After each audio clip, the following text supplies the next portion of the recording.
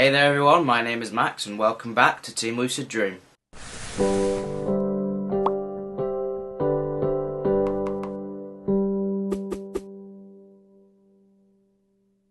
Exercise is something that we should all do.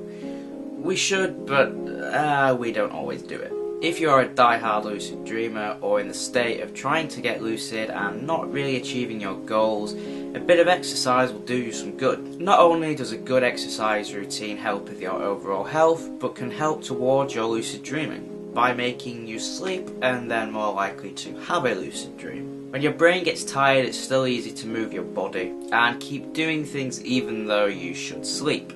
However, if your body is tired too, it makes doing things very difficult, which kind of forces you to relax and go to sleep. One of the reasons why this works so effectively is your body releases a shed ton of hormones during exercise. These hormones factor into your wake-sleep portion of your circadian rhythm. So what time should you exercise? It depends on your morning routine. If you have enough time to do it on a morning, then great, do it then. However, if you cannot fit in an exercise routine at this point, then it's not great for you to really change anything just to put in an exercise session. Studies have shown that those who exercise around 7 AM are more likely to sleep longer than those who don't.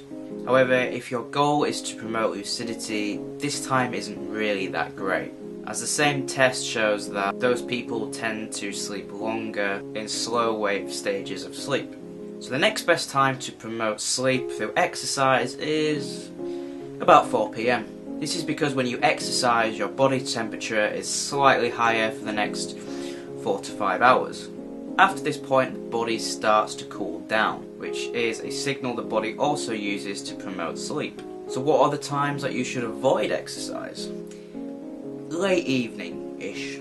When you exercise, your heart rate is elevated along with blood pressure and temperature. And all of these factors are pretty awful when trying to get to sleep. So don't even bother. However, if your lifestyle pattern is not allowing for an exercise session to be fitted in, unless it's late in the evening, then our very own Giz, who did his degree in sports science by the way, says it's better to exercise than to not. Your body will adjust either way to compensate for it. One thing you should be aware of though if you're going to exercise is that you need to do it regularly. If you do it maybe once a week, you actually could be doing more harm than good. As before mentioned, your blood pressure and heart rate increase with exercise, which means if it's not done on a regular basis, you could actually be putting your body under more pressure. Which means if this is not regularly done, could put unnecessary pressure on your body, which is bad. Heart attacks, strokes, etc. If you do it regularly, then your heart and lungs will start to respond to the exercise and get fitter to adjust. So what exercise should you do? Again, as Giz's recommendation, any exercise that is continuous for about 30 minutes is good. Jogging is just fine. Swimming is great, especially if you're a little overweight or have bad knees, as the weightlessness elevates the pressure on your knees, which can be caused by hitting the ground when you run. Of course, the best exercise is mixing that with some kind of resistance training, such as weightlifting. But not everyone has the access to that kind of equipment, but everyone has access to a pair of shoes and paths to run on. A good way to tell if you're exercising hard enough or too hard is if you can hold a conversation to someone whilst running, but still being out of breath, but not out of breath enough to disrupt the conversation, then that's great. If that means all you can do is a fast walk, then that's fine. If you are not out of breath, you need to increase the pace, or the angle of the hill you are running on. If you cannot speak, you need to slow down. I know this advice is very basic stuff, very basic forms of exercise, but to promote sleep, that is all you really need. Jumping in too much about exercise can boggle the old brain box and make you not want to do it.